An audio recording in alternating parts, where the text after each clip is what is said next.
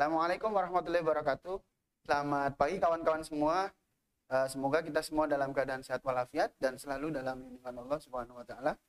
Bertemu lagi di channel kita Forum KKG Kejaksaan dalam pembelajaran jarak jauh.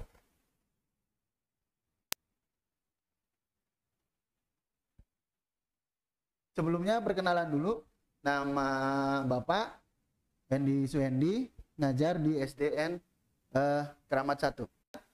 Masih tetap dalam pembelajaran jarak jauh, belajar dari rumah, kelas 6, tema 1, selamatkan makhluk hidup, subtema 3, ayo menyelamatkan hewan dan tumbuhan.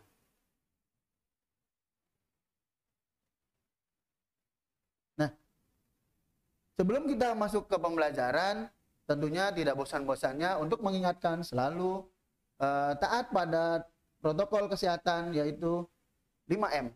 Ayo disiplin patuhi protokol kesehatan 5M. Apa saja itu? Yang pertama adalah memakai masker. Ya, memakai masker ketika berada di luar rumah atau di tempat-tempat umum. Ya, walaupun tetap di rumah, sekarang masker tetap digunakan. Ya, karena belum tentu ada orang ke rumah atau kita yang keluar ke rumah, kita tetap menggunakan masker. Yang kedua adalah menggunakan sabun dan air mengalir jika tidak ada menggunakan sanitizer dalam mencuci tangan. Ya, jadi yang kedua adalah mencuci tangan, menggunakan sabun dan tentunya menggunakan air yang mengalir, itu yang baik. Itu anjuran dari WHO maupun pemerintah, ya, yaitu menggunakan air yang mengalir. Tetapi jika tidak ada, baru menggunakan hand sanitizer, ya. Yang ketiga yaitu adalah menjaga jarak. Jaga jarak dengan orang lain dianjurkan 1-2 meter. Menjauhi kerumunan orang banyak untuk menghindari bertemunya orang terinfeksi virus COVID-19.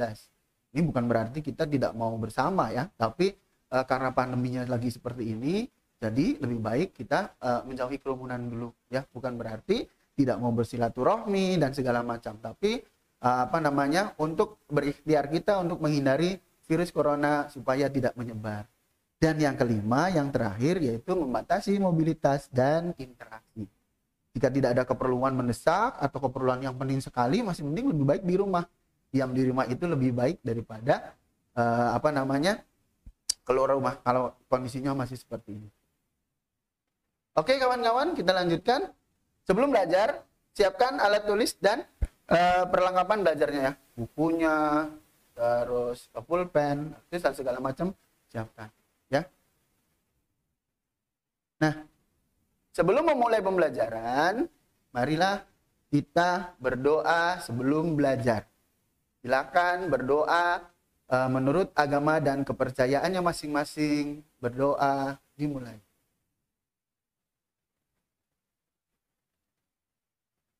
Selesai. Biasakan berdoa sebelum melakukan kegiatan apapun itu, harus tetap berdoa, ya. Jadi tidak hanya belajar saja, walaupun kegiatan apapun tetap sebelum mengerjakannya harus berdoa, ya.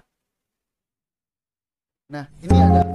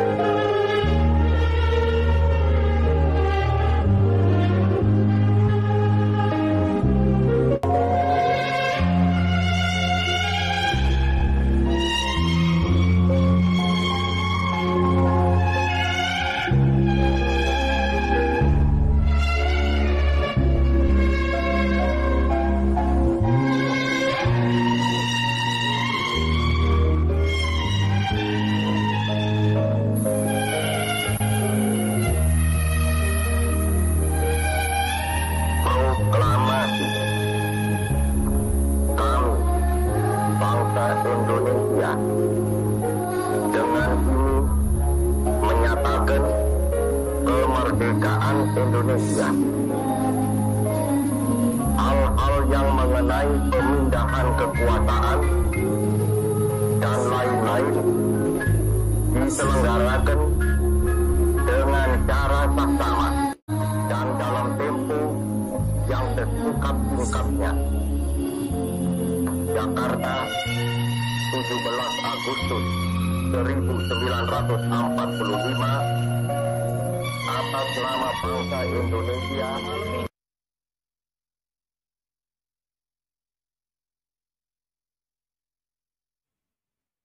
Nah, kenapa video tadi ditayangkan? Ingat kawan-kawan, besok adalah Dirgahayu Republik Indonesia, ya. Hari Kemerdekaan Republik Indonesia tanggal 17 Agustus 1945. Ya. Kita sebagai generasi penerus bangsa, apalagi kawan-kawan sekalian, harus bisa melanjutkan perjuangan para pahlawan yang sudah mencapai kemerdekaannya. Apakah sampai di situ? Tidak. Tetapi perjuangan negara ini masih terus berada di tangan kawan-kawan semua. Dirgahayu kemerdekaan Indonesia merdeka. Nah, menyambung dari video tadi, para pahlawan sudah mencapai kemerdekaannya. Jadi kita harus merawat semua yang ada di Indonesia. Begitupun dengan segalanya, baik benda hidup, benda mati, atau makhluk hidup. Nah, sesuai dengan tema 1. Selamatkan makhluk hidup. Subtema 3, ayo menyelamatkan hewan dan tumbuhan. Dan pembelajaran ke-6. Jadi, sangat berkaitan erat ya.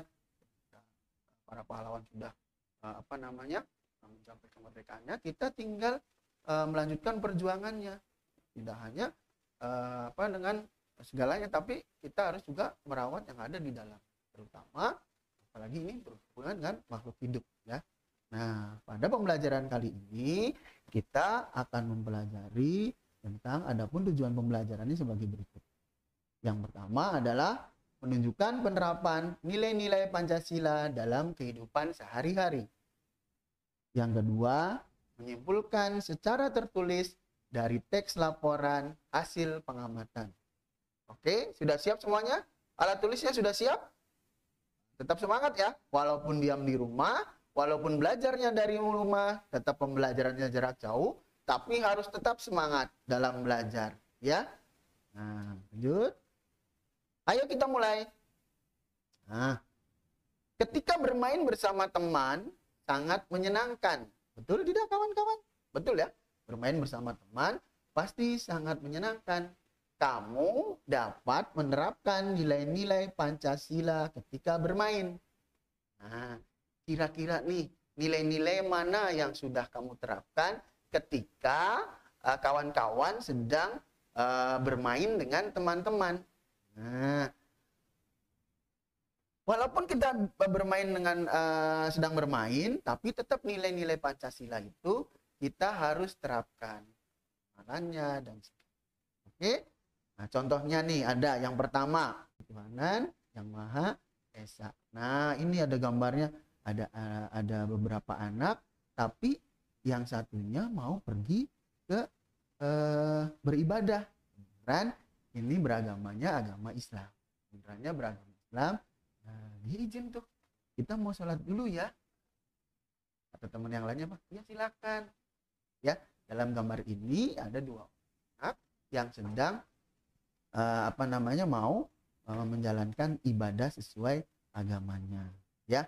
Nah, ini sama sesuai dengan nilai-nilai sila ke-1 Pancasila, yaitu ketuhanan yang Maha Esa, membolehkan atau tidak memaksakan kehendak ketika ada yang mau beribadah. Yang kedua adalah sila kemanusiaan yang adil dan beradab. Nah, ini ada Edo dan Wayan. Nah, Edo ini terjatuh pada saat bermain. Tapi Wayan langsung menolongnya. Kamu tidak apa-apa, Edo. Tidak apa-apa, Wayan.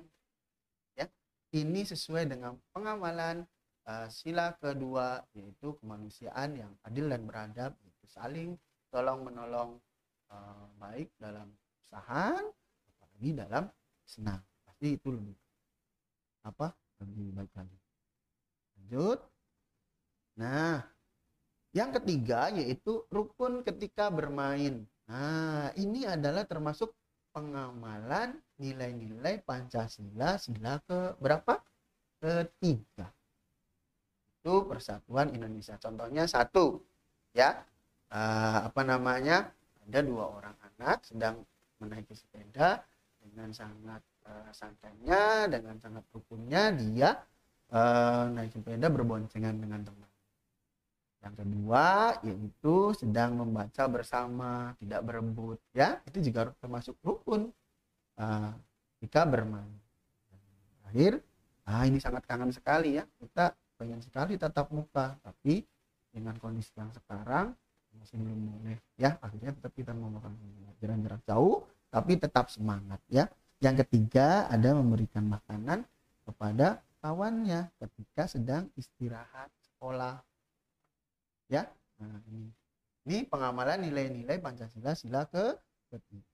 Yang berikutnya adalah pengamalan nilai-nilai Pancasila sila keempat. Contohnya yaitu bermusyawarah ketika bermain. Loh, kok dalam bermain harus bermusyawarah? Iya dong, tapi kan kalian biasanya melakukannya secara tidak sadar. Mengapa tidak sadar? Nah, kita mau main apa ya? Secara tidak langsung kalian itu sedang bermusyawarah, ya kan? Menanyakan mau main apa. Nah, terus aku jawab, tak umpet aja ya. Nah, tidak hanya sampai di situ, pasti kan diberitahu aturannya seperti apa, nanti harus bagaimana dan seterusnya. Nah, itu juga termasuk bermusyawarah, ya. Itu termasuk pengamalan sila keempat. Terakhir yaitu pengamalan nilai-nilai Pancasila sila kelima. Apa itu? Contohnya adalah membersihkan tempat bermain secara bersama-sama. Di sini lagi malah tempat bermainnya di tempat umum. Ya, ini kayaknya sebelum pandemi, ya, jadi masih bisa berkumpul di tempat-tempat umum. Nah, ini adalah pengamalan sila yang kelima. Jadi dari tadi sila pertama sudah, sila kedua, 3, 4 sampai kelima sekarang sudah. Nah, kalau dilihat-lihat di dalam gambar ini ada pohon, ada rumah, dan ada beberapa barang lain. Nah, kita akan fokus ke gambar pohon. Ya. Nah, pohon ini adalah termasuk salah satu bentuk flora di Indonesia, ya kan? Flora dan fauna di Indonesia bermacam-macam. Ya tidak? Nah, salah satunya ada. Nah, tumbuhan di Indonesia itu banyak dimanfaatkan sebagai pewarna. Kunyit digunakan sebagai bahan pewarna apabila kita membutuhkan warna kuning. Tanaman bit menghasilkan warna merah. Warna hijau dapat diperoleh dari sawi dan pandan. Tahukah kamu bahwa selain menghasilkan warna hijau, pandan juga memiliki aroma yang wangi? Nah, itu yang dimaksudkan. Jadi Indonesia ini sangat kaya, memiliki banyak tumbuhan, ya kan? Apalagi berjenis-jenis. Apalagi Indonesia itu adalah penghasil rempah. Di sini ada kunyit sebagai pewarna, terus ada sawi dan pandan, terus ada tanaman bit juga. Sekarang, tahukah kamu bahwa selain menghasilkan warna hijau, pandan juga memiliki aroma yang wangi? Nah, ayo kita baca teks berikut. Ya. Nah, ini ada teks yang berjudul Daun Pandan yang Wangi. Daun pandan yang wangi. Nah, coba kalian baca sejenak. Oke. Ini dalam teks ini ada daun pandan yang wangi. Ini terdiri dari beberapa paragraf. Ada berapa paragraf, kawan-kawan? Ya, ada 3 paragraf. Wah, paragraf ya. Nah, ada 3 paragraf. Kita lihat berikutnya. Buatlah kesimpulan dari teks yang berjudul Daun Pandan yang Wangi. Nah, coba pada pembelajaran sebelumnya, sudah diajarkan cara membuat kesimpulan dari sebuah teks, laporan maupun pengamatan. Oke, masih ingat? Mudah-mudahan masih ingat ya. Tapi kita akan ulas kembali bagaimana sih caranya untuk menemukan atau untuk membuat kesimpulan dari sebuah teks. Oke, kita akan bahas satu persatu. Yang pertama adalah cara menentukan kesimpulan dari sebuah teks. Yang pertama adalah dengan pasti membaca teks bacaan dengan teliti, ya. Kalau ingin menentukan kesimpulan tapi tanpa membaca itu hal yang mustahil. Oke? Berarti hal yang pertama dilakukan untuk menentukan kesimpulan dari sebuah teks adalah membaca teks bacaan dengan teliti. Nah, Bapak tampilkan lagi. Nah, judulnya masih tetap yaitu Daun Pandan yang Wangi. Coba dibaca sejenak ya. Daun pandan adalah tumbuhan semak. Daun ini banyak tumbuh di negara-negara Asia Tenggara. Di Indonesia, tanaman pandan disebut dengan nama pandan wangi atau pandan rampe. Penduduk Thailand menyebutnya dengan nama bai cui. Ya, di Vietnam, daun pandan dikenal sebagai la dua. Helai daun pandan berbentuk pita, tipis, licin, dan berujung runcing. Ukuran panjang daun adalah 40 sampai 80 cm dengan lebar 3 sampai 5 cm. Daun pandan berwarna hijau. Masyarakat memanfaatkan pandan sebagai rempah-rempah dan sebagai bahan baku pembuatan minyak wangi. Daunnya harum apabila diremas atau diiris-iris. Tanaman ini sering digunakan sebagai bahan penyedap, pewangi, dan pemberi warna hijau pada masakan. Nah, ini membaca teks yang dengan seksama dan teliti, ya. Nah, kalau sudah melakukan langkah yang pertama, kita melanjutkan ke langkah yang kedua. Apa itu?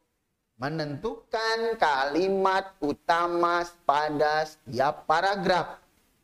Masih ingat menentukan kalimat utama? Nah, kalimat utama berarti adalah kalimat yang menjadi dasar dari sebuah paragraf. Nah, mari kita lihat lagi teks yang tadi. Nah, menentukan kalimat utama pada paragraf. Nah, daun pandan yang wangi. Paragraf pertama ada daun pandan adalah tumbuhan semak sampai sebagai la dua. Nah, tentunya kalau pada kalimat utama tidak lepas dari ada jenis-jenis paragraf menurut kalimat utamanya. Ada deduktif, ada induktif, dan ada campuran. Oke, ingat kalau deduktif itu berarti dia paragrafnya, kalimatnya berada di awal paragraf. Ya, kalau induktif berada di akhir paragraf. Oke. Paragraf yang pertama ini kalimat utamanya ada di mana? Iya, pintar. Ada di awal paragraf. Apa itu? Daun pandan adalah tumbuhan semak. Nah, itulah kalimat utama pada paragraf ke-1. Sekarang kita lihat pada paragraf kedua. Nah, kalimat utamanya yang mana? Iya, bagus. Nah, kalimat utamanya juga sama di awal paragraf. Apa itu? Helai daun pandan berbentuk pita, tipis, licin, dan berujung runcing. Itu kalimat utama pada paragraf kedua. Sekarang, paragraf yang ketiga, kalimat utamanya ada di mana ini? Di awal atau di akhir? Ya, iya pintar. Di akhir. Apa itu? Tanaman ini sering digunakan sebagai bahan penyedap, pewangi, dan pemberi warna hijau. Nah, itu yang di garis bawah itu adalah merupakan dari kalimat utama pada setiap paragrafnya. Nah, langkah pertama sudah, langkah kedua sudah. Sekarang kita menginjak ke langkah berikutnya, yaitu langkah yang ketiga. Apa itu? Menentukan ide pokok pada setiap paragraf. Awas. Ide pokok dengan kalimat utama itu berbeda, ya. Kalau ide pokok itu yang mendasari pada sebuah paragraf, kalau kalimat utama dia ada kalimat yang menjadi pokok dari paragraf. Nah, awas biar kita tahu. Mari kita cara menentukan ide pokok bagaimana. Nah, Dalam menentukan ide pokok, pasti tidak terlepas dari kalimat utama. Tadi kalimat utama pada paragraf pertama apa? Masih ingat? Ya, daun pandan adalah tumbuhan semak. Nah, kalau kalimat utamanya sudah tahu, berarti ini ide pokoknya kira-kira apa? Mudah-mudahan kawan-kawan semua yang ada di rumah bisa ya. Iya, ini ide pokoknya adalah jenis daun pandan. Pada paragraf kedua, masih ingat? Nah, kalimat utamanya adalah helai daun pandan berbentuk pita, tipis, licin, dan berujung runcing. Kira-kira apa nih kawan-kawan? Ide pokoknya. Ada yang bisa jawab? Oh iya, bentar ya. Jadi ide pokoknya adalah bentuk dari daun pandan. Pada paragraf ketiga, masih ingat? Nah, kalimat utamanya yang di akhir paragraf ya. Nah, tanaman ini sering digunakan sebagai bahan penyedap, pewangi, dan pemberi warna hijau pada masakan. Ide pokoknya apa kira-kira? Ide pokoknya adalah manfaat daun pandan. Nah, inilah langkah yang ketiga dalam menentukan kesimpulan pada sebuah teks. Lanjut ke langkah yang berikutnya adalah menentukan informasi penting kalimat penjelas setiap paragraf. Nah, kalau tadi di langkah yang nomor 2, kita menentukan kalimat utama. Sekarang di langkah yang keempat, kita menentukan informasi yang penting dari kalimat penjelas setiap paragraf. Intinya gini gampang. Kalau kalimat penjelas itu berarti selain dari kalimat utama. Yang mana paragraf 1? Nah, ini. Daun ini banyak tumbuhan negara-negara Asia Tenggara. Di Indonesia tanaman pandan disebut dengan nama pandan wangi atau pandan rampe. Penduduk Thailand menyebutnya dengan nama bai cui. Di Vietnam, daun pandan dikenal sebagai la dua. Oke. Dan paragraf kedua, yaitu kalimat penjelasnya adalah ukuran panjang daun adalah 40 sampai 80 cm dengan lebar 3 sampai 5 cm, daun pandan berwarna hijau. Nah, kalimat penjelas pada paragraf ketiga adalah masyarakat memanfaatkan pandan sebagai rempah-rempah dan sebagai bahan baku pembuatan minyak wangi. Daunnya harum apabila diremas atau diiris-iris. Nah, itu adalah langkah yang keempat. Sekarang kita menginjak ke langkah yang kelima. Apa itu? Yaitu menyusun ide pokok dan informasi penting kalimat penjelas menjadi kesimpulan dari sebuah paragraf. Jadi nanti kesimpulannya ada berapa? Ada 3 paragraf. Mari kita lihat. Menyusun kesimpulan dari sebuah paragraf. Paragraf pertama, ide pokoknya adalah jenis daun pandan. Kalimat utamanya apa tadi?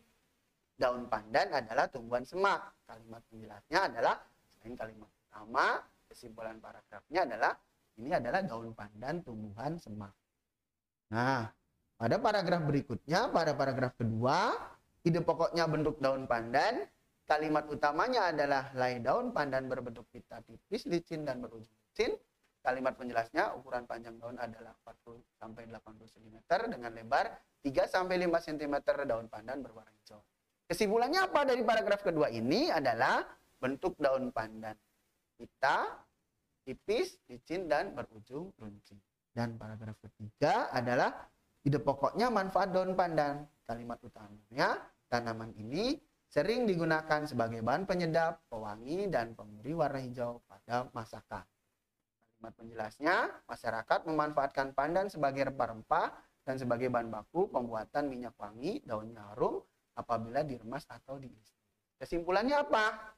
Nah, kesimpulannya adalah manfaat daun pandan sebagai bahan penyedap, pewangi, dan pemberi warna hijau pada masakan. Nah, itu adalah langkah yang kelima. Langkah yang terakhir apa? Jelas. Kalau dari awal tadi cara menentukan kesimpulan, berarti yang terakhir adalah merangkai kesimpulan dari sebuah teks yang berasal dari kesimpulan-kesimpulan paragraf tadi. Bagaimana caranya? Kita tinggal merangkaikan. Nah, caranya bagaimana? Jadi kesimpulan teks yang berjudul daun pandan yang wangi ini adalah daun pandan adalah tumbuhan semak, helai daun pandan berbentuk pita, tipis, licin, dan berujung runcing. Tanaman ini sering digunakan sebagai bahan penyedap, pewangi, dan pemberi warna hijau pada masakan. Jadi ketika ingin membuat kesimpulan, di sana ada 6 langkah. Ya. Langkah yang terakhir adalah menyambungkan atau menghubungkan dari kesimpulan-kesimpulan dari setiap paragrafnya. Jadi nanti dia akan berubah menjadi kesimpulan dari sebuah teks. Oke, paham? Mudah-mudahan bisa dimengerti ya kawan-kawan. Nah, sekarang ada teks berikutnya. Nah, ini ada teksnya berjudul Harimau Sumatera. Ya, ayo membaca, kita baca. Harimau Sumatera hampir punah karena hilangnya habitat, berkurangnya jumlah jenis mangsa dan perburuan. Jumlah harimau Sumatera saat ini berkisar 400 ekor. Mereka hidup di dataran rendah, lahan gambut, dan hutan hujan pegunungan.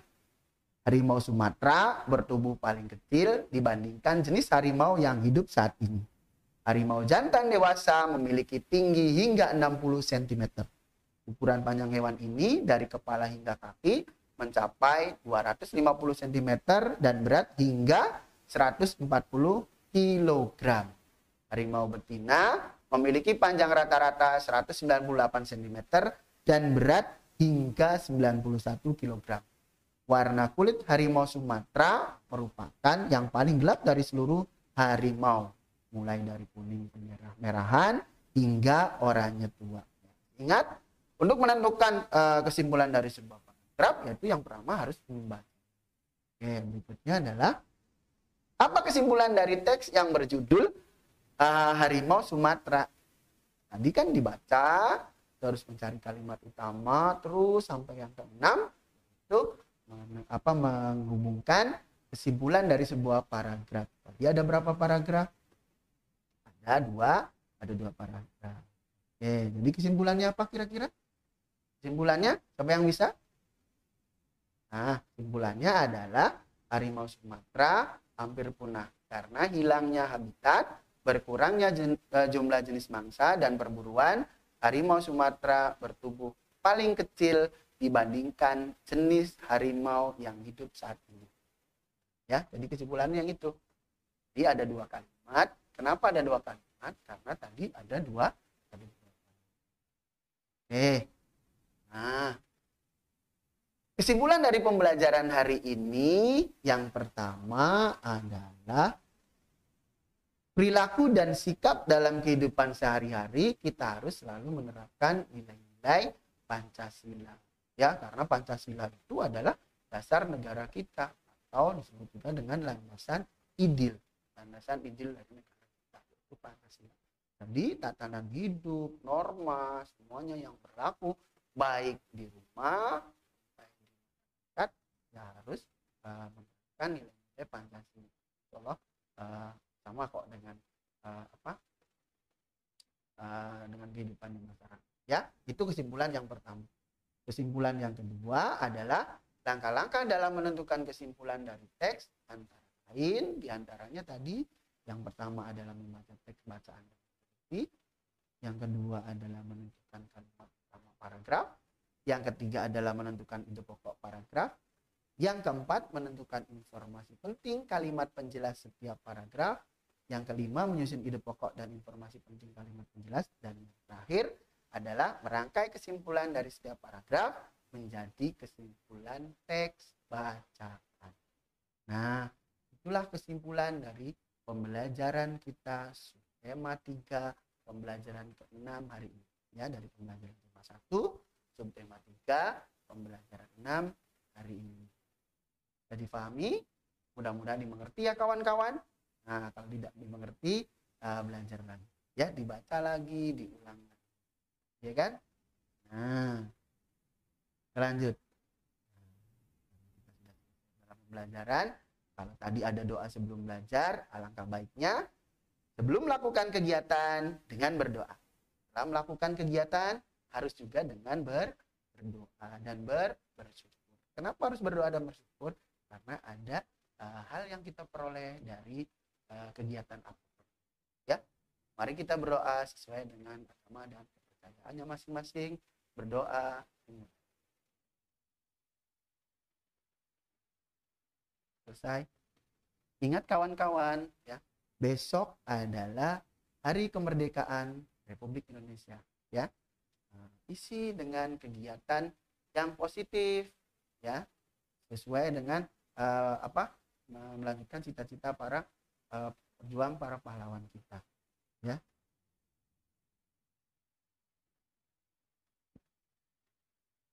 Sembuh Indonesiaku, kami ingin melihatmu ceria di hari ulang tahunmu. Dirgahayu Indonesia, Republik Indonesia yang ke-76 merdeka. Mohon maaf apabila banyak kesalahan, yang benar datangnya dari Allah Tuhan Yang Maha Esa, dan yang salah datangnya dari saya sendiri. Terima kasih, mohon undur, mohon pamit.